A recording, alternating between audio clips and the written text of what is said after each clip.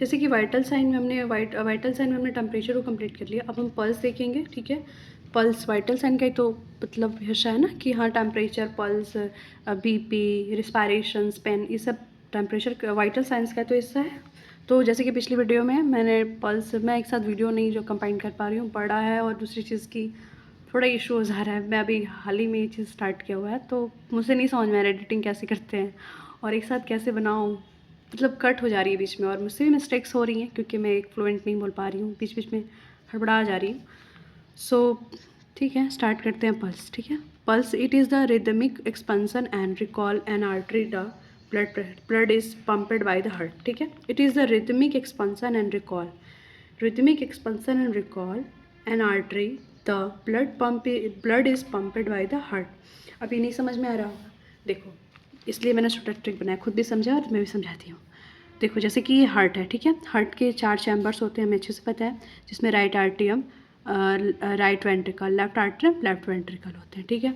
तो जो हार्ट होती है, हार्ट की लेफ्ट की जो वेंट्रिकल होती है, यानी लेफ्ट साइड की जो वेंट्रिकल, यानी ये सर्कल बना हुआ है ना मैंने, लेफ्ट साइड की जो वेंट्रिकल है, तो वो कॉन्ट्रैक्ट होता है और वो जो वेव बनती है उसे ही पल्स कहते हैं। मतलब लेफ्ट साइड की, लेफ्ट वेंट्रिकल की जो, जब ये वाला हिस्सा कॉन्ट्रैक्ट करता है, कॉन्ट्रैक्ट एंड रिलैक्सेशन, जब ये कॉन्ट्रैक्ट करता है और जब वो रिलैक्सेशन होता है, तो मतलब जो कॉन्ट्रैक्ट करता है होता है और जो वो वेव बनती है, इसे कॉन्ट्रैक्शन से जो वेव बनती है आर्टरी, ठीक है, लेफ्ट वेंट्रिकल्स की जो कॉन्ट्रैक्शंस के होता है और जो वेव बनती है उसे हम क्या कहते हैं, पल्स कहते हैं, ठीक है। तो ये कह रहा है कि रिदमिक एक्सपांसन, जो भी रिदम से जो एक्सपांसन हो रहा है, ठीक है, रिकॉल एंड आर्टरी, जो भी आर्टरीज में expansion, recall, rhythmic expansion and recalls हो रहे हैं आर्टरी में बाय द ब्लड पंप, मतलब हार्ट के ब्लड पंप के थ्रू, ठीक है, तो उसी को हम क्या कहते हैं, पल्स कहते हैं।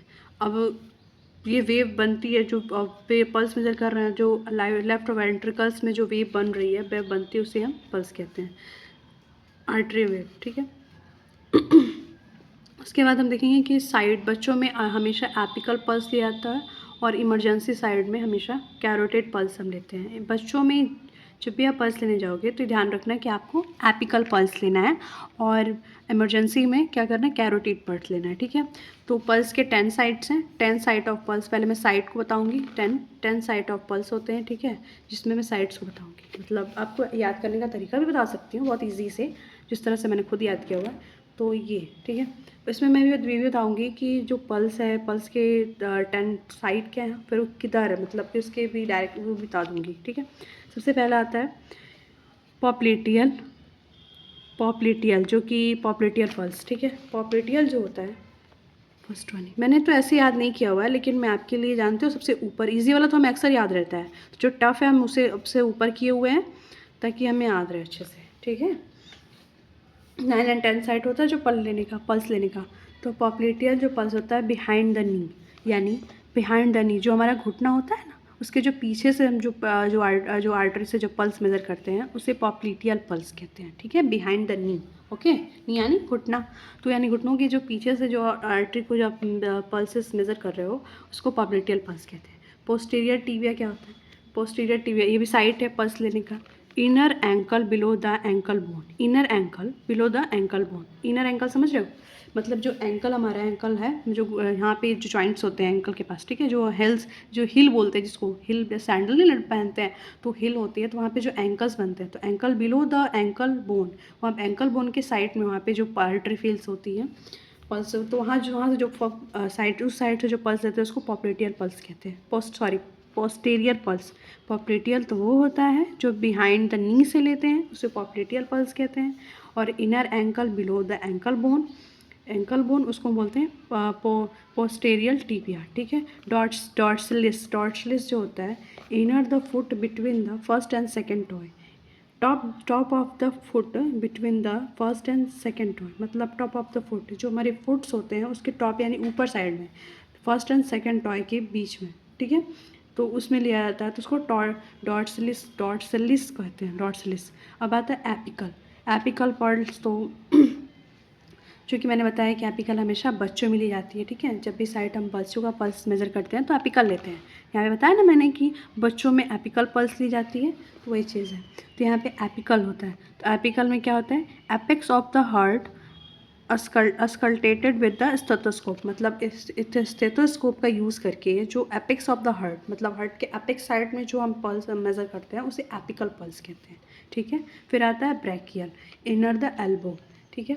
एल्बो की जो ब्रैकियल जो होता है वो इनर द एल्बो, यानी एल्बो के साइड्स में हम जो होता है उसे ब्रैकियल पल्स यहाँ से मेज़र करते हैं। कैरोटिड जो होता है both side of neck right below the neck, मतलब कि बोथ साइड ऑफ नेक, मतलब जो दोनों हमारे जो नेक है तो both side of neck right below the neck, right side से बिलो द नेक पे जो हम लेते हैं उसे कैरोटिड पल्स करते हैं। ये इमरजेंसी है, जब भी इमरजेंसी केसेस देखने को मिलती है, जस्ट लाइक किसी भी अनकॉन्शियस पेशेंट होता है, सीपीआर के टाइम भी हम याद रखते हैं कि कैरोटिड पल्स ही मेज़र करते हैं, ठीक है। फिर टेम्पोरल होता है, फॉरहेड ऑन द साइड, मतलब कि आपके जो हमारा जो फॉरहेड टेम्पोरल होता है ना, जो इसका सिर का सबसे ऊपरी भाग, सबसे आगे ही हिस्सा जो निकला हुआ है, तो उसको forehead and on the side, forehead on the side मतलब कि टेम्पोरल साइड में, फॉरहेड के साइड में टेम्पोरल रीजन में हम टेम्पोरल पल्स लेते हैं, ठीक है। फीमोरल जो होता है groinal area between the pubic bones arterial leak crust. Femoral जो होता है ग्रेन रीजन, ठीक है, ग्रेनियल रीजन मतलब बिलो द पेविक बोन, तो फीमोरल ही होता है। रेडियल फीमोरल बोन है ना, उस साइड से नीचे बीच बिटवीन यहाँ नीचे लिया जाता है, ठीक है। रेडियल क्या होता है, the thumb side of the wrist, जैसे कि हमारी जो रिस्ट है ना, ये रिस्ट तो थंब साइड, ये जो थंब है हमारा, तो इस साइड से जो हम पल्स लेते हैं इसको हम बोलते हैं कि radial pulse, okay, the thumb side of the wrist. तो जैसे सबसे पहले क्या आ गया, popliteal, posterior tibia, popliteal, revise कर लेते हैं इसको फिर से जल्दी जल्दी। मैंने बताया कि 10 साइट ऑफ पल्स होते हैं जहाँ से हम लेते हैं। पॉप्लेटियल होता है, पोस्टीरियर टिबिया होता है, डॉर्सलिस होता है, apical, brachial, carotid, temporal, femoral, radial. मैंने तो इसको याद किया था ABC के थ्रू, ABC 3 तो हमें याद ही रहता है, temporal pulse, femoral pulse, radial pulse, ये तो तीनों में बेसिक याद होता है। ABC यानी एपिकल जो कि हार्ट साइड से ले रहे हैं, ब्रैकियल जो कि इनर द एल्बो साइड से लेते हैं, कैरोटिड जो कि both side of neck, carotid pulse तो आप जानती हो, CPR के जब पढ़ा होगा आपने, तो उस पर कैरोटिड पल्स का ही बताता है कि हम साइट ऑफ पल्स कहाँ से लेते हैं अनकॉन्शियस पेशेंट का, तो हम कैरोटिड पल्स ही मेज़र करते हैं। तो मैंने तो ऐसे स्टार्ट किया, मैंने इसीलिए ऐसे लिखा हुआ है, जैसे कि ABC, तो ABC यानी A से apical, A for apical, B for brachial, C for carotid, और 3 चीज़ तो हमें याद ही है, टेम्पोरल, फीमोरल एंड रेडियल, और इसको ऊपर इसलिए डाला हुआ था कि ये चीज़ मुझे भूलता है, तो इस चीज़ को मैंने ऊपर किया हुआ है, बाकी ये चीज़ें तो मुझे याद रहती हैं, तो ये चीज़ मुझे भूलता है। जैसे पॉप्लेटियल होता है behind the knee, behind the knee popliteal है, पोस्टीरियर टिबियल, ठीक है, इनर एंगल ऑफ द, यहाँ से याद रखना टिबियल जो होता है, ठीक है, जो टिबिया बोन होता है तो नीचे साइड तो लोअर ही तो हो गया। देखो पॉप्लेटियल में क्या हो रहा है, बिहाइंड द नी, यहाँ पे नी यानी पॉप्लिटियल दोनों PP से है तो कन्फ्यूजन हो सकती है शायद, तो पॉप्लिटियल जो होता है बिहाइंड द नी, मतलब कि आपके नी के जस्ट पीछे, जो बिहाइंड है, ठीक है, पीछे है, तो पॉप्लिटियल हो गया। और जैसे अब नीचे आ रहे हो पॉप्लिटियल टिबिया, अब टिबिया बोन कहाँ होता है, तो हमारा जो नी होता है उसके नीचे साइड में, नीचे से वो अटैच होता है ना टिबिया बोन, जिसको साइन बोन भी कहते हैं, तो पोस्टीरियर टिबिया जो हो गया, तो वहाँ से आप याद रखना है कि inner ankle below the ankle bone, यहाँ से तुरंत आप नीचे की तरफ जाना, तो यहाँ नहीं समझ में आ जाएगा आपको कि एंकल बोन, और यहाँ पे क्या है पॉप्लेटियल क्या है कि नी बिहाइंड पीछे लेना है, और डॉर्सलिस क्या होता है, top of the foot between the first and second toy, ठीक है। तो ये साइट ऑफ पल्स है, कैसे लेना होता है वो चीज़ मैंने बता दी। अब यहाँ पे ये चीज़ याद रखने वाली है कि टाइम, कितना समय लेना चाहिए पल्स को लेने में। टाइम जो होता है काउंट करते हैं 30 second, 30 second multiply by the 2, अगर वैसे तो 30 सेकेंड के 30 सेकेंड्स ली जाती है, 60 अगर 30 सेकेंड आता है उसको मल्टीप्लाई कर देना होता है 2/2 से, लेकिन अगर हम ऐसे लेते हैं काउंट करते हो तो 30 सेकेंड ही 60 सेकेंड ही काउंट करते हैं। अगर पोजीशन की जाए तो आप सिटिंग भी ले सकते हो, लाइंग भी ले सकते हो, पेशेंट को बैठा के भी आप पल्स ले सकते हो, लाइंग डाउन भी पल्स ले सकते हो। अगर वैल्यू की बात की जाए तो नॉर्मल होता है 60 to 100, 16 से 100 के बीच में जो भी है तो नॉर्मल आएगा। अगर कम से कम 16 होना चाहिए, ज़्यादा से ज़्यादा 100 होना चाहिए, इन दोनों के बीच का जो भी रेशियो आएगा वो नॉर्मल पल्स है। और लो अगर कब कहोगे, जब 16 से नीचे गया तो यानी इनका पल्स क्या है, लो है। और चिल्ड्रन में देखा जाए तो 70 से 130 बीट्स पर मिनट्स होता है, ठीक है। ये चिल्ड्रन में ज़्यादा होता है 70 to 130, तो इसमें आप ये नहीं कह सकते इनका पल्स ज़्यादा है, क्योंकि मैंने क्या कहा कि चिल्ड्रन का हम देख रहे हैं, तो चिल्ड्रन में हमेशा ज़्यादा ही देखने को मिलता है, क्योंकि इनकी जो नॉर्मल वैल्यू होती है वो 70 से लेकर 130 के बीच की होती है, ठीक है। और न्यूबॉर्न की बात की जाए तो 120 से 160 बीट पर मिनट होती है, ठीक है।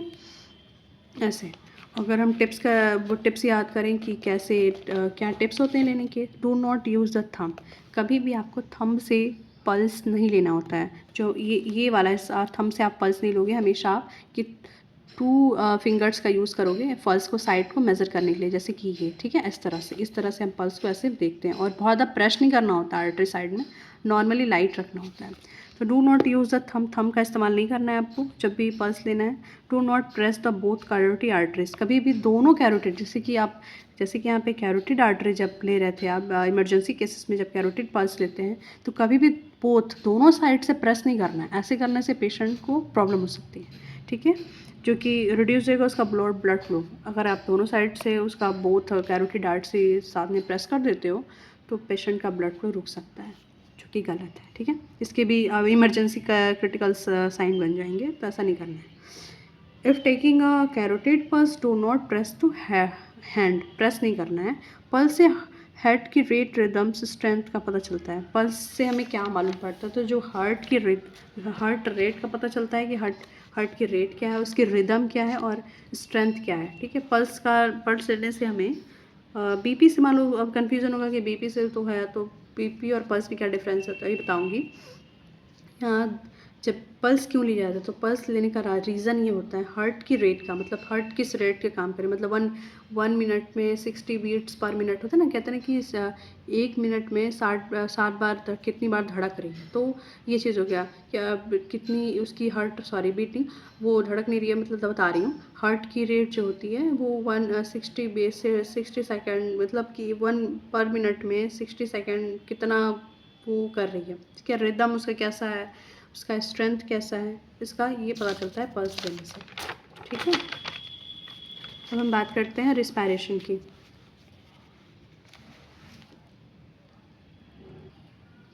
पल्स देख लिया, टेम्परेचर देख लिया, अब हम बात करते हैं रिस्पायरेशन, जो कि वाइटल साइंस का ये पार्ट है। तो respiration rate increase compensation to the adult, ठीक है। तो वो रिस्पायरेशन जो होता है न्यू बॉर्न में कितना होना चाहिए, 30 से 60 होना चाहिए न्यू बॉर्न में, जो कि देखने को मिलता है, जो कि नॉर्मल वैल्यू है सबकी। 30 से लेकर 60 के जो बीच में आएगी वो न्यू बॉर्न है। अगर आप बच्चे का ले रहे हो, रिस्पायरेशन चेक कर रहे हो, तो 30 से 60 के बीच में आती है, तो वो नॉर्मल है। इन्फेंट में 20 से 40 के बीच में होना चाहिए, ठीक है। और प्री स्कूलर जो होते हैं 20 से 30 के बीच में होनी चाहिए। और अडल्ट में होता है 12 से 20 के बीच में, मतलब वो 18 भी कहते हैं, और मतलब 18 भी, हाँ 12 से लेकर 18 के भी माना जाता है। तो आप 20 वही 12 से लेकर 20 तक का किस में होता है, अडल्ट में होता है। नो रिसेंट, तो न्यू बॉर्न अगर 60 से ज़्यादा, मतलब नॉट सेट के हिसाब से मैंने कहा है कि अगर न्यू बॉर्न में 60 बीट्स पर मिनट से ज़्यादा हो तो ट्रैकीपीनिया माना जाता है, ठीक है। देखो न्यू बॉर्न यहाँ पे है ना, न्यू बॉर्न का मैंने टाइम बताया ना रिस्पायरेशन, तो न्यू बॉर्न के अगर 30 और 60 के बीच में है तो ठीक है। तो अगर 60 से ज़्यादा हो रहा है, मोर देन हो रहा है, ठीक है, अगर 60 से ज़्यादा हो जा रहा है तो क्या कहलाता है कंडीशन, ट्रैकीपीनिया, ठीक है।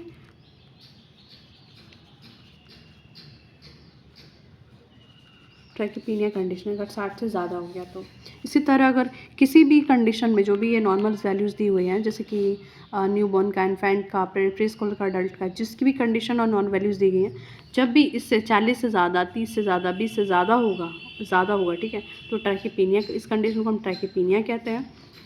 और ब्रैकीपीनिया कब कहेंगे, अडल्ट की जो सांसें हैं 20 से कम हो जाएंगी, और उसकी अडल्ट की जो रिस्पायरेशन है अगर 12 से कम हो जा रही है, ठीक है, कम से कम 12 और ज़्यादा से ज़्यादा 20, इन अगर 12 से कम हो जाती है, 12 से भी बहुत कम हो, मतलब 12 से जब भी नीचे 11 आ जा रही है, 10 आ जा रही है, तो उसको हम ब्रैडीपीनिया कहते हैं, ठीक है। ट्रैकीपीनिया और ब्रैडीपीनिया ये कंडीशन होता है हमारा रिस्पायरेशन में होता है। जैसे आप पढ़ते हो ना ट्रैकीकार्डिया, ब्रैडीकार्डिया, बीपी जब उसमें ले रहे हो आप, ब्लड प्रेशर लोगे तो उसमें पढ़ोगे ट्रैकीकार्डिया, ब्रैडीकार्डिया। उसी तरह होता है रिस्पायरेशन में ट्रैकीपीनिया और ब्रैकीपीनिया। तो ट्रैकीपीनिया तब होता है जो भी हम नॉर्मल वैल्यू देते हैं, कोर वैल्यू जो नॉर्मल वैल्यू दी गई है, जो उसकी एंडिंग वैल्यू है, जैसे मान लो 60 है यहाँ पे, तो उससे ज़्यादा हुआ तो ट्रैकीपीनिया कहलाएगा।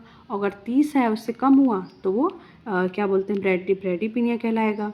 ठीक वैसे अडल्ट में देखा गया कि 12 से अगर किसी का भी रिस्पायरेशन कम आ रहा है तो उसको हम ब्रैडीपीनिया कह रहे हैं। ठीक है, ट्रैकीकार्डिया क्या कहते हैं, अगर 100 से ज़्यादा हो गया, मतलब 100 से ज़्यादा हो गया, ट्रैकीकार्डिया हो गया। अब ये चीज़ समझोगे, रिस्पायरेशन लेते टाइम पेशेंट को बिना बताए चेक करना चाहिए, इससे पेशेंट कॉन्शियस नहीं होते। कहने का मतलब कि जब भी आप रिस्पायरेशन, तो उसे पेशेंट को अवेयर मत करो, बस उसे बताओ नहीं कि मैं आपका रिस्पायरेशन लेने आता हूँ, क्योंकि पेशेंट क्या करता है, अपने सांसों पर फोकस करने लगेगा, उससे रीडिंग गलत है। ठीक है, हो सकता है बहुत ज़्यादा लेगा या फिर बहुत कम लेगा। तो इसलिए आपको ये चीज़ ध्यान देना है कि जब भी पेशेंट का रिस्पायरेशन चेक करना है तो आपको उसको इन्फॉर्म नहीं करना है कि आप उसका रिस्पायरेशन ले रहे हो। ठीक है, आप इसको चुपके से ले सकते हो, लेना होता है, ये इसका रूल है, मैं इसका रूल बता रही हूँ। ठीक है, अब हम स्टार्ट करते हैं। बीपी का बहुत अच्छा मैं नोट्स लाई हूँ, जिसमें मैंने क्या किया ना, हाँ पीछे देखो गया इसका, अगर ये वैल्यू आपको याद हो गया ना, तो जैसे ही आप बीपी जैसे ही मेज़र करोगे तो आप खुद ही बता सकते हो कि कितना पेशेंट का आया है और फिर इसको इस कंडीशन में है, मतलब ज़्यादा है, नॉर्मल है, एवरेज है, क्या है। ठीक है, तो ये चीज़ आप बता दोगे इससे देख के। ये फ्लो चार्ट है, बहुत अच्छा है, आपसे मन करे तो और कुछ नहीं पढ़ना चलेगा, बस सुन लेना, लेकिन ये स्पेस की ज़रूर इसको लिख लेना, क्योंकि तुम्हारे लिए बहुत हेल्पफुल है। फर्स्ट स्टार्ट करते हैं बीपी, जो कि लेटरल प्रेशर। ठीक है, बीपी उम्र के साथ बढ़ता है, पल्स का उल्टा, मतलब जो जैसे इंसान की जो बीपी जो होती है हमेशा ऊपर जाती है, और पल्स का उल्टा, समझ रहे हो, बीपी यानी देखो बीपी जो हो रहा है हमेशा पल्स के उल्टा कह रहे हैं यहाँ पे, कि बीपी उम्र के साथ बढ़ता है। जैसे किसी बड़े बुजुर्ग का देखोगे, जो हाँ एक अडल्ट फेज से जब भी वो बड़े और ज़्यादा एज में जाते हैं तो उनकी बीपी हमेशा ज़्यादा आती है और पल्स उनका नीचे आएगा, पल्स कम आएगा, बीपी ज़्यादा आएगी। तो ये बात मैंने लिखा हुआ है, यहाँ पे पॉइंट आउट किया हुआ है कि बीपी उम्र के साथ बढ़ता है और पल्स का उल्टा, यानी पल्स नीचे जाता है और बीपी ऊपर जाता है। ठीक है, अभी बीपी क्या होता है, it is a lateral pressure exerted by the blood on the wall of arteries। मतलब कि exerted जो प्रेशर वॉल ऑफ आर्टरीज पे लगता है, वॉल ऑफ आर्टरी जो आर्टरीज होती है उसके वॉल पे जो प्रेशर अप्लाई होता है, lateral pressure of the exerted by the blood of the wall of artery. जो आर्टरी होती है उसके ब्लड की वजह जो प्रेशर लगता है उसी को हम लेटरल प्रेशर जो लगता है उसे हम बीपी कहते हैं। ठीक है, जो आर्टरी पे जो प्रेशर बना रही है उसे हम बीपी कहते हैं। अब हम पढ़ेंगे कि बीपी में हमने देखा होगा कि 120/80, तो थोड़ी ये बहुत देखो मैं कह तो नहीं, मैं बहुत बेसिक बता रही हूँ, अगर मैं ऐसे ही पढ़ा रही हूँ तो मैं बहुत बेसिक बता रही हूँ। तो देखो सिस्टोलिक प्रेशर क्या होता है और डायस्टोलिक प्रेशर क्या होता है, थोड़ा सा लिखते वक्त आपको कन्फ्यूज़न होती होगी, मतलब होंगे ऐसे बहुत से। मैं जब नर्सिंग फील्ड में थी तो उस वक्त मैंने बहुत लोगों को देखा है, एनएम जीएनएम स्पेशली स्टूडेंट को, कि थोड़ा कन्फ्यूज़न होता था उनका कि सिस्टोलिक प्रेशर कौन सा है और डायस्टोलिक प्रेशर। जैसे मान लो कि 120/80 हमने लिखा, 120/80, ठीक है, mmHg। तो ये कन्फ्यूज़न होती है उनको कि ये सिस्टोलिक कौन सा है, डायस्टोलिक कौन सा है, ये चीज़ें। तो मैं यहाँ पे ये भी क्लियर कर, मैंने कहा कि मैं बेसिक पढ़ा रही हूँ, तो मैं जो भी मुझे समझ में आएगा छोटी छोटी चीज़ों को मैं यहाँ पे पॉइंट आउट करती जाऊँगी, बताती जाऊँगी। ठीक है, पढ़ रहे हो तो देख लो, उसको भी सुन लोगे तो मुझे बुरा नहीं है। रही बात अभी ये जो चल रहा है, इसके बाद जब मेरे पास नॉट सेट की बुक आएगी तो मैं उसको कम्प्लीटली 100 डेज़ का टारगेट बना के उससे इसको मैं बताऊँगी। और मेरा भी 11th है, नॉट सेट 11 का प्रिपरेशन मेरा भी चल रहा है, तो मैं अपना जस्ट अब बिगनिंग स्टार्ट की हूँ, जो भी जर्नी है मेरा उसको मैं बस शेयर कर रही हूँ। आपको ठीक लगे तो आप रिवाइज करो। सिस्टोलिक है, ठीक है, सिस्टोलिक जब हार्ट पंप करता है मैक्सिमम प्रेशर, जब हार्ट जो होता है, जो हार्ट है वो जब प्रेस कंप्रेशन, मतलब हार्ट जब पंप कर रहा है तो उसका जो मैक्सिमम प्रेशर जो भी उसके ऊपर जो वॉल ऑफ आर्टरी पे जो प्रेशर लग रही है उसको हम सिस्टोलिक प्रेशर कहते हैं, सिस्टोलिक होता है। और डायस्टोलिक वो होता है जब हार्ट रेस्ट करता है, मतलब जब ऊपर की तरह, जब आप स्पेनोमैग्नोमीटर से जब आप बीपी लेते होगे तो जो भी जब ऊपर ऐसे जाता है, ठीक है, ऐसे ऊपर की तरफ जो आता है तो उसको हम बोलते हैं सिस्टोलिक, और जो नीचे की तरफ डाउन होता है उसको हम बोलते हैं डायस्टोलिक। सिंपल है ना, आप समझ लो, down in the sense diastolic. जब एक क्लियर हुआ तो एक दूसरे ऑटोमेटिकली क्लियर हो जा रहा है। तो जो डाउनवर्ड में जा रहा है, जो नीचे की तरफ डाउनवर्ड में जा रहा है उसे हम क्या बोल रहे हैं, डायस्टोलिक बोल रहे हैं, और जो ऊपर की तरफ जा रहा है उसको हम क्या बोल रहे हैं, सिस्टोलिक बोल रहे हैं। ठीक है, समझ में आ रहा है। तो जब भी हमारी आर्टरी ऑफ वॉल पे वॉल ऑफ आर्टरी पे जब भी जो ब्लड प्रेशर लगता है, जो मैक्सिमम प्रेशर अप्लाई होने जा रहा है, ठीक है, जो लग रहा है, उसको हम सिस्टोलिक बोलते हैं। और जब वो हार्ट की जो जब रेस्ट फॉर्म में होती है, मैक्सिमम जो प्रेशर जब रेस्ट में आती है, वही प्रेशर जब डाउन होती है तो उसको हम डायस्टोलिक प्रेशर कहते हैं। ठीक है, that's clear point. BP depend on the two pen cardiac output, two pen cardiac output and peripheral resistance। मतलब कि दो तरह का पेन पे भी डिपेंड करता है बीपी, और कार्डियक आउटपुट देखा जाए और पेरिफेरल रेसिस्टेंस हो तो भी इस बीपी का असर करता है, मतलब वो इसका पड़ता है असर। ठीक है, फिर बोल रहा है बीपी की साउंड को क्रॉट कॉच साउंड कहते हैं। क्रॉट कॉच ये बहुत इंपॉर्टेंट है, पूछ सकता है कि क्रॉट कॉच मतलब जो बीपी हम जब ले रहे हो तो जो आप स्टेथोस्कोप कान में लगाते हो, ईयर में मतलब फिक्स करते हो, फिर स्पेनोमेगोमीटर जो उसके जो वहाँ जब आप चेक मेज़र करते हो, बीपी को लेते हो आर्टरी को सुनते हुए, तो उस जो साउंड आती है पिप पिप पिप, जो साउंड और लब एंड डब की जो साउंड आती है, तो उस साउंड को, बीपी की साउंड को नॉट कॉच बोलते हैं। ठीक है, वो तो लब डब हो गया, लेकिन आप एकदम सिंपल है, बीपी की साउंड को क्या बोलते हैं, क्रॉट सॉफ्ट कॉच का साउंड बोलते हैं। ठीक है, यहाँ पे हम देख लेते हैं कि टिप्स बहुत इंपॉर्टेंट है। टिप्स देखो, हाइपरटेंशन एक और टॉपिक मिलेगा आपको जिसमें भी सेम ऐसे ही बताएगा, मैं बताऊंगी उसको भी। Hypertension known as silent killer, समझ रहे हो, hypertension known as a silent killer. तो हाइपरटेंशन को हम साइलेंट किलर के नाम से भी जानते हैं। तो आप स्टेटस या इंस्टाग्राम पे चीज़ें लगाते हो ना साइलेंट किलर, वो नहीं है साइलेंट किलर, हाइपरटेंशन होता है साइलेंट किलर, जो अंदर ही अंदर बीपी का अप डाउन होता है, तो एक साइलेंट किलर का काम करता है वो। तो hypertension is known as silent killer, इतना बस याद रखो, इनफ है। ऑर्थोस्टैटिस हाइपरटेंशन क्या होता है ये समझो, यहाँ पे इम्पॉर्टेंट है। और ऑर्थोस्टैटिस हाइपरटेंशन क्या होता है, जब पेशेंट खड़ा होने पर सडन गिर जाए और बीपी ड्रॉप हो जाए, मतलब बीपी भी जो है उसका कम हो जा रहा है, नर्स को पेशेंट को हमेशा धीरे उठने की सलाह देनी चाहिए। मान के चलिए आपने पेशेंट का भी ब्लड प्रेशर लिया, ठीक है, आप उसको लेइंग पोजीशन में ले रहे हो या सिटिंग पोजीशन में, दोनों पोजीशन ले सकते हो। अगर आपने सेटिंग पोजीशन में उनको रखा हुआ है, बीपी ले रहे हो, तो उनको बोलो कि जब बीपी लेते हैं तो उनको बोलो, अब उनको हमें नहीं पता ना कि वो किस कंडीशन में है, ब्रेडिकार्डिया या टाकीकार्डिया, नहीं पता ना कंडीशन। तो जब भी कोई पेशेंट आ रहा है स्पेशली बीपी मेजरमेंट के लिए, अपना वो कराने के लिए कि मेरा ब्लड प्रेशर हाई रहता है, तो ऐसे पेशेंट को सलाह दी जाती है कि सडन वो ऐसे झटके से ना उठें इस चेयर से, धीरे से, मतलब कि वो बहुत आराम से चेयर से उठें। अगर वो जल्दी उठते हैं और उनको फिर क्या होगा, सडन गिर जाएंगे। अगर वो खड़ा हो गया, उनका मान लो कि बीपी ज़्यादा भी रहा कम भी रहा, तो उस कंडीशन में हो सकता है कि वो गिर सकते हैं। तो अगर गिर जाते हैं तो उसको हम बोलते हैं ऑर्थोस्टैटिक्स हाइपोटेंशन। यानी ऑर्थोस्टैटिक्स का मतलब कि जब पेशेंट का बीपी मेज़र हुआ और जब वो खड़ा हुआ तो वो गिरने लगा, तो उसको ऑर्थोस्टैटिक्स हाइपरटेंशन कहते हैं। ठीक है, ये ऑप्शन बन सकता है कि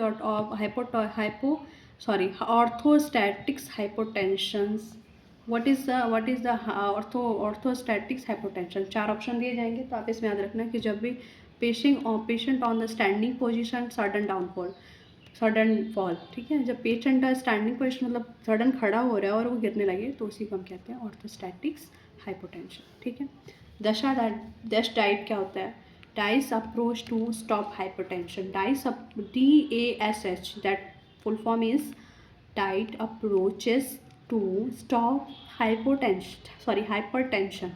यहाँ पे हम यहाँ पूछता है, ये एक क्वेश्चन आया था, मैंने मतलब ऐसे ही देखा था कि पूछ रहा था कि हाइपरटेंशन में कौन सी डाइट दी जाती है, पूछता है, ये भी बहुत इंपॉर्टेंट है। नर्सिंग का तो यही इंपॉर्टेंट है ना, मैनेजमेंट कैसे करना है, उनके मेडिकल मैनेजमेंट, डाइटरी मैनेजमेंट और ये सारे मैनेजमेंट कैसे करना होता है। तो जब भी बीपी का पेशेंट होता है और हाइपर कंडीशन है, उनकी बीपी हाई है, तो उनको ये डश डाइट की प्रोवाइड की जाती है, जिसमें लो सोडियम होता है, फ्रूट्स इंक्लूड होंगे एंड वेजेस मोर, ढेर सारे फ्रूट्स एंड वेजेस होंगे, लेकिन उनकी जो सोडियम डाइट्स होगी वो लो होगी। ठीक है, फ्रूट्स एंड वेजेस तो मोर होंगे बट लो सोडियम्स, मतलब उनकी जो सोडियम्स डाइट, उनके डाइट में सोडियम क्या होता है, नहीं होता है, कम होता है।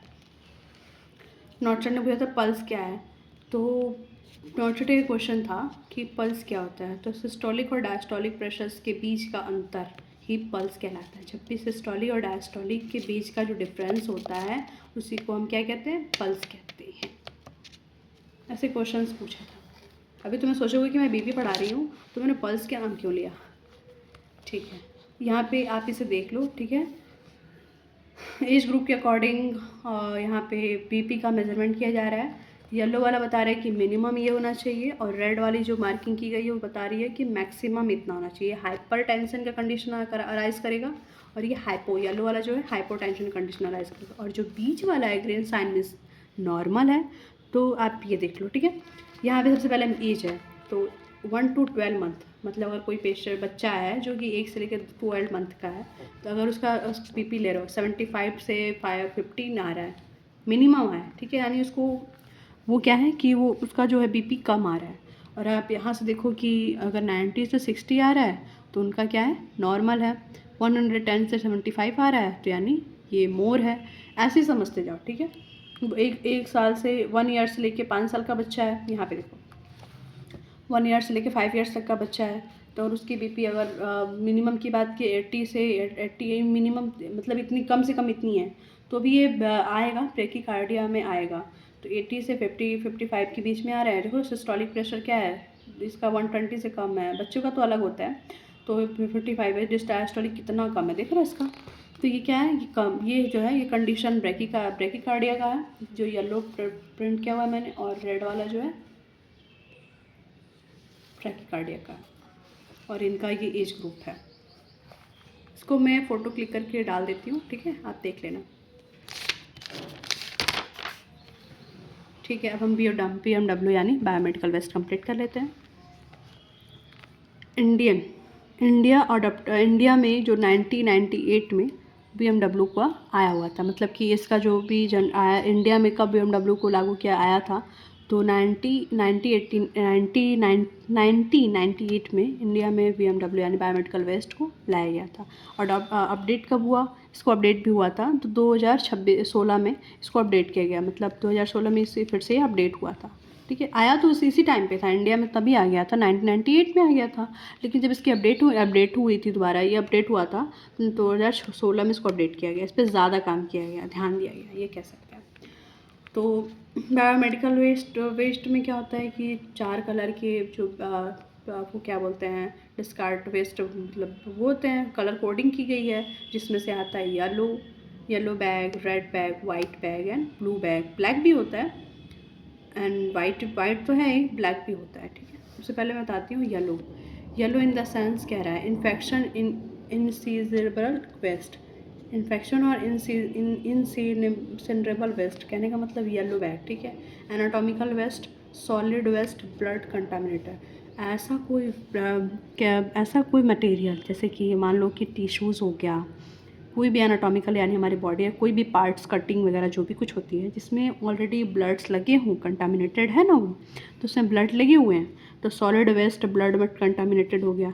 मेडिसिन हो गया जो कि एक्सपायरी होते हैं, लेकिन सुनिए इसमें मेडिसिन तो बोला एक्सपायरी मेडिसिन डालते हैं, लेकिन सिर्फ और सिर्फ साइटोटॉक्सिन्स मेडिकेशन, जो कि ये कैंसर की मेडिकेशन होते हैं, ये मेडिकेशंस को हम क्या करते हैं, येलो बैग में डालते हैं। इस बात को बहुत पॉइंट आउट कर लो, क्योंकि बायोमेडिकल वेट से 5-6 क्वेश्चन आते हैं और घुमा के आते हैं। तो साइटोटॉक्सिन जो मेडिकेशन होती है वो BMW के येलो बैग में ही जाती है, ठीक है। केमिकल वेस्ट जो होता है, जो कि लैब से किया गया होता है, वो भी जाता है येलो बैग में। ये जो आपको बहुत आसान लग रहा है ना कि हाँ मैम मुझे बायोमेडिकल वेस्ट पता है, हाँ ऑफकोर्स पता है, मुझे भी यही कॉन्फिडेंस था कि मुझे सब कुछ पता है। लेकिन पता है क्या हुआ, जब मैंने क्वेश्चन सॉल्व किया तो चीज़ें बहुत ज़्यादा घुमावदार थी और फिर हो नहीं पाया, इसलिए बार बार बोल रही हूँ कि सच से देख लो। तो जो साइटोटॉक्सिन्स की जो मेडिकेशन होती है कैंसर वाली, वो भी बायोमेडिकल वेस्ट के येलो वाले बैग में जाती है, ये चीज़ को ध्यान दो। और माइक्रोबियल वेस्ट जो होता है, जैसे कि माइक्रोबियल वेस्ट हो गया, लैब का जो भी स्पेसिमन होता है, तो वो सारे किस में आते हैं, येलो बैग में ये भी जाते हैं। फिर ब्लड बैग, मतलब समझ लो ना कि जितना भी लैब का हो गया, केमिकल वेस्ट हो गया, लैब हो गया, माइक्रोबायोलॉजिकल वेस्ट हो गया, मेडिसिन्स भी इसी में जाएंगे, लेकिन वो मेडिसिन्स नॉर्मल वाले मेडिसिन्स नहीं होंगे, सिर्फ और सिर्फ जो कैंसर में साइटोटॉक्सिन्स के मेडिकेशंस होते हैं वो मेडिसिन।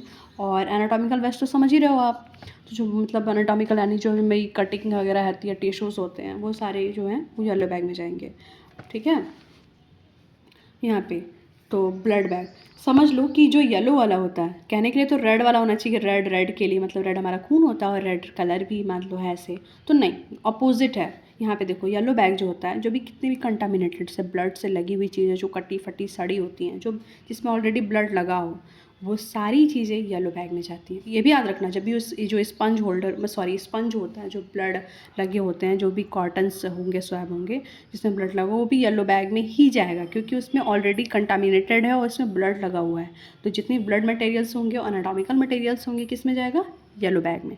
और प्लीज़ बार बार ये बात कह रही हूँ, साइटोटॉक्सिन्स मेडिकेशंस जो होते हैं वो किस में जाते हैं? येलो बैग में। ये इसलिए क्योंकि मैं इसमें बहुत बार मैंने ऑप्शन क्वेश्चन गलत किया हुआ है, इसलिए मैं इसको बार बार बता रही हूँ कि मेडिसिन जो होंगे कैंसर वाले वो येलो बैग में जाएंगे, माइक्रोबियल वेस्ट भी येलो बैग में जाएंगे, लैब स्पेसिमेन जो भी लैब से निकला हुआ कोई भी चीज़ होगा वो भी येलो बैग में जाएगा, ब्लड बैग तो है ही, मतलब जो भी ब्लड से लगे हुए कंटामिनेटेड है वो भी येलो बैग में जाएगा, ठीक है। सॉलिड ब्लड कंटामिनेटेड, सॉलिड मतलब जिस भी टाइप का ब्लड है, जिसमें भी ब्लड लगा होगा, सॉलिड ब्लड कंटामिनेटेड, जो कि येलो बैग में। जब भी क्वेश्चंस में ब्लड कंटामिनेटेड वर्ड आ गया, या फिर ब्लड वर्ड आ गया, या स्पेसिमेन वर्ड आ गया, आप समझ जाना इसको उठा के, और या फिर साइटोटॉक्सिन या मेडिकेशंस का वर्ड आ गया, एक्सपायरी मेडिकेशंस, जो कि स्पेशली साइकोटॉक्सिन्स की मेडिकेशंस जो कैंसर के लिए यूज़ की जाती है, ये सब उठा के आप किस में डालोगे? बायोमेडिकल वेस्ट के येलो बैग में डालोगे, ठीक है।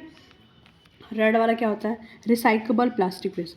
देखो ऐसा मतलब मटेरियल जो रिसाइकल होके वापस आएगा, मतलब सही हो सकता है, रिसाइकल की जाती है, तो वो हमेशा वो सारी चीज़ें रिसाइकल, जो प्लास्टिक वेस्ट होता है, रेड जो होता है, रेड वाला, वो प्लास्टिक मटेरियल्स रिसाइकल वाली चीज़ों को रखता है। मतलब इसमें हम यही करना हो, जैसे ट्यूबिंग हो गई, प्लास्टिक हो गया, सिरिंज हो गया, ग्लव्स हो गया। सिरिंज रखोगे बगैर निडल नहीं रखोगे, सिरिंज रखते वक्त आपको निडल निकाल लेना है, ठीक है। निडल को हम दूसरे वाले में डालते हैं, वो भी मैं बता देती हूँ। ट्यूबिंग रखोगे, ट्यूबिंग प्लास्टिक का होता है, प्लास्टिक की सर्जरी, सिरिंज रखोगे, फिर ग्लव्स रखते हो, बॉटल रखते हो, जो भी चीज़ें, अगर मतलब बॉटल इन द सेंस कि वो यार जो भी हम एनस और एनस आर्यल जो भी फ्रूट्स चढ़ाते हैं, तो उसके जो बॉटल्स होते हैं वो भी हम क्या करेंगे? रेड वाले बैग में डालेंगे, ठीक है। तो जितने भी रिसाइकल प्लास्टिक वेस्ट होंगे हम हमेशा उसको रेड वाले में ही डिस्कार्ड करते हैं, ठीक है। रेड वाले में क्या कौन सा करते हैं? Waste plastic material. तो रेड से याद रखना कि रेड में आपको भूल के भी रेड कलर सोच के आप इसमें ब्लड वाला रेड मटेरियल मत डालना। इसमें आपको सिर्फ और सिर्फ प्लास्टिक, रेड को भूल जाओ, सिर्फ याद रखना है कि ब्लड प्लास्टिक वाले जो भी मटेरियल्स होंगे विदाउट निडल सिरिंज, ठीक है। निडल नहीं होगा, शार्प मटेरियल नहीं डालना है इसमें। सिरिंज डालने जा रहे हो इसमें अगर, तो आप इसको निडल निकाल लेना, सिरिंज ही बस डालना, निडल मत डालना। तो रेड इन द सेंस कि ब्लड से कोई इसका मतलब नहीं है, कोई कनेक्शन नहीं है ब्लड से। इसका रेड का मतलब ये समझेंगे कि इसमें सिर्फ और सिर्फ रिसाइकल वाली चीज़ें जो होंगी, प्लास्टिक वाली चीज़ें, वही हम इसमें डाल सकते हैं। ट्यूबिंग हो गया, प्लास्टिक सिरिंज हो गया, और ग्लव्स हो गया, और बॉटल्स हो गए, ये सारी चीज़ें हम किस में डालेंगे? रेड बैग में डालेंगे। वाइट कंटेनर में क्या होता है, यानी वाइट वाले में क्या हो रहा है? तो मेटल एंड शार्प, वाइट वाले में मेटल, जैसे कि मैंने कहा ना कि यहाँ पे हम जब भी आप सिरिंज डालने जाओगे तो निडल निकाल लोगे, सिर्फ सिरिंज डालोगे, लेकिन निडल को आप कहाँ डालोगे? आप तो निडल को आप वाइट वाले में डालोगे। देखो साफ साफ लिखा हुआ है ना निडल। तो जो भी शार्प मटेरियल्स होते हैं, जो शार्प चीज़ें हो गई, एलिमेंट्स या मटेरियल, सॉरी शार्प जो मटेरियल्स हो गए, वो शार्प यानी जैसे कि हाथ चाकू वाला चीज़ हो गया ना, निडल्स होते हैं, ब्लेड्स होते हैं, सर्जरी में यूज़ किया जाते हैं जो ब्लेड्स होते हैं, सर्जिकल ब्लेड्स होते हैं, शार्प मेटल्स जो भी होते हैं, जो कि शार्प हो गया, मतलब मान लो कि निडल से लग गया तो निडल इंजरी, मतलब ब्लड आ गया, शार्प ब्लड है तो वो उससे ब्लड आ गया। तो वाइट कंटामिनेटेड में हम क्या करेंगे? वाइट कंटेनर में हम क्या करेंगे कि हमेशा जो शार्प मटेरियल्स होते हैं, मेटल्स होते हैं, उसको हम डालते हैं, जैसे कि निडल हो गया, ब्लेड्स हो गया, ये सारी चीज़ें हम किस में डालेंगे? वाइट वाले में डालेंगे। और हम लास्ट पढ़ लेते हैं ब्लू। ब्लू वाले में हम क्या करते हैं? अब यहाँ पे थोड़ी कन्फ्यूज़न होती है कि वाइट वाले में निडल शार्प मटेरियल है कि ब्लू वाले में। तो याद रखो ब्लू बॉक्स में हमेशा ग्लास डालते हैं। ग्लास मतलब ग्लास वेस्ट, मतलब जैसे कि जो ब्रोकन ग्लास, शीशा होता है ना, शीशा टूट जाता है, जो ब्रोकन ग्लास होते हैं, तो उसको हम डालते हैं ब्लू बॉक्स में, ठीक है। शार्प वाला हम वाइट वाले में डालेंगे, और जो ग्लास वेस्ट होता है जो कि बहुत इंपॉर्टेंट है, उसको हम डालते हैं ब्लू वाले में। जैसे ग्लास वायल एम्पूल, जब भी निडल सिरिंज लोड करते हो ना आप, वो इंजेक्शन लोड करते हो, तो उसमें जो भी आपके सिरिंज होते हैं, जो एम्पूल्स होते हैं, जो ग्लास के शीशे के होते हैं, उसको आपको किस में डालना होता है? ब्लू बॉक्स में डालना होता है। ब्रोकन ग्लास, टूटी हुई कांच वगैरह हो गई, उसको भी आपको ब्लू वाले में डालना होता है। हड्डी में मेटल्स की प्लेट्स लगी हैं। अगर मान के चलिए अब बोन्स में, जैसे कि बोन है हमारी, उसमें भी अगर कोई मेटल की प्लेट्स लगी हुई हैं, जो भी, उसको भी हम क्या करेंगे कि ब्लू बॉक्स में ही डालेंगे। ठीक है, ये समझ में आ गया। सबसे पहले हमने क्या पढ़ा कि येलो बैग यानी कंटामिनेटेड है। तो येलो यानी कंटामिनेटेड है, जिसमें इन्फेक्शन अनकंटामिनेटेड, जैसे कि ब्लड से कंटामिनेटेड सारी चीज़ डालेंगे। स्पेसिमेंस लैब से निकला हुआ, बायोमेडिकल वेस्ट हो गया, एनाटॉमिकल वेस्ट हो गया। ठीक है, ये सारा, और मेडिसिन, सो स्पेशली ये वाला क्या बोलते हैं, साइटोटॉक्सिन मेडिकेशन, ये वाला सारी चीज़ें किस में डालेंगे, येलो बैग में डालेंगे। रेड वाला हम क्या करते हैं, रेड वाले जो कि प्लास्टिक के लिए कंटामिनेटेड, जो रिसाइकल प्लास्टिक वेस्ट, जो भी प्लास्टिक वेस्ट को रिसाइकल कर सकता है। या रेड बैग में हम क्या करते हैं, ट्यूबिंग, प्लास्टिक सिरिंज, ग्लव्स या बॉटल, ये सारी चीज़ें किस में डालते हैं, रेड बैग में डालते हैं। वाइट वाले में क्या करते हैं कि जो भी निडल शार्प मटेरियल्स होते हैं, निडल हो गया, ब्लेड हो गया, आप दिमाग लगा लो ना कौन कौन सा शार्प मटेरियल्स हो गया। शार्प मटेरियल वैसा जैसे कि कटने, हार्ट कट जाए, होता है ना कि हार्ट में लग जाए तो आपका भी ब्लड निकाल दे, तो उस तरह वाले जो भी शार्प मटेरियल्स होते हैं, शार्प मटेरियल। इस तरह से आप कहोगे ग्लास से भी ग्लास, ब्रोकन ग्लास से भी तो हाथ कट सकते हैं, बट नहीं, साफ साफ लिखा हुआ है ब्लू ब्लॉक्स में हमेशा ग्लास डालते हैं। ठीक है, ब्रोकन ग्लास हो गया, एम्पुल हो गया, ये सारी चीज़ें ब्लू बॉक्स में डालेंगे। समझ में आ गया। थोड़ा सा मैंने क्वेश्चन से जो देखा था, तो मैं इसलिए आपको नोट शेट बेस पे ये बताती हूँ, स्पेशल टिप्स है। ठीक है, जनरल वार्ड को ग्रीन ब्लैक में डालते हैं, जनरल वेस्ट को, सॉरी जनरल वार्ड बोल दिया, सॉरी, जनरल जो वेस्ट होता है, मतलब जो भी जनरल वेस्ट है, ऐसे वैसे चीज़ें निकल के आ रही हैं, मतलब मेडिसिन मान लो दिया, उसके जो भी कवरिंग पड़े हैं, ग्लव्स खोला, उसके जो प्लास्टिक कवरिंग है, जो भी वेस्ट मटेरियल्स हैं, वो कह रहा है कि जनरल वेस्ट को ग्रीन या ब्लैक में डालते हैं। अगर आपके पास ग्रीन वहाँ पे आपके वार्ड में ग्रीन बॉक्स है तो आप ग्रीन में डाल दो, या फिर ब्लैक बॉक्स है तो ब्लैक में डालो। कहने का मतलब सिंपल सा है कि जो भी जनरल वेस्ट निकलेगा, मेडिकेशन दिया पेशेंट को तो उसके जो प्लास्टिक वगैरह निकले, उसको क्या डालोगे, ग्रीन या ब्लैक वाले में डाल दो। ग्लव्स फाड़ रहे हो, ग्लव्स निकला, ग्लव्स कंटामिनेटेड नहीं है, ग्लव्स डालते हैं, मगर कंटामिनेट, अगर ब्लड नहीं लगा उसमें, कुछ भी नहीं लगा, तो उसको क्या करोगे आप, कुछ भी प्लास्टिक की चीज़ें, पेपर वगैरह, पेपर कागज़ वगैरह, जो भी कुछ और एक्स्ट्रा वेस्ट जनरल मटेरियल्स निकल रहे हैं, वेस्ट निकल रहे हैं, तो उसको ग्रीन और ब्लैक में डालते हैं। BMW का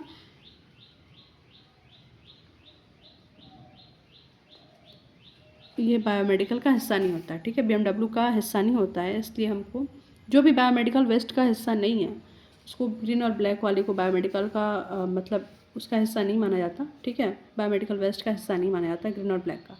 तो इसके अलावा जो बायोमेडिकल वेस्ट के जो भी मटेरियल्स मैंने आपको बताए हैं, कंटामिनेटेड, ग्लास, शार्प, जो भी चीज़ें बताएं, अगर वो नहीं है, अगर वो बायोमेडिकल वेस्ट का हिस्सा नहीं है, इस बॉक्स को नहीं मनाता है, तो जो भी आपका जो भी जनरल वेस्ट निकल रहा है, तो आप इन्हीं बॉक्स में डालोगे। ठीक है, अब साइटोटॉक्सिन वेस्ट क्या होता है, साइटोटॉक्सिन वेस्ट देखो, अब यहाँ पे मैंने बोला ना, साइटोटॉक्सिन यानी मेडिकेशंस की बात कर रही है, जो कि कैंसर मेडिकेशन है, साइटोटॉक्सिन वेस्ट वाला येलो बैग में डालते हैं, पर उस पर साइटोटॉक्सिन सिंबल होना चाहिए।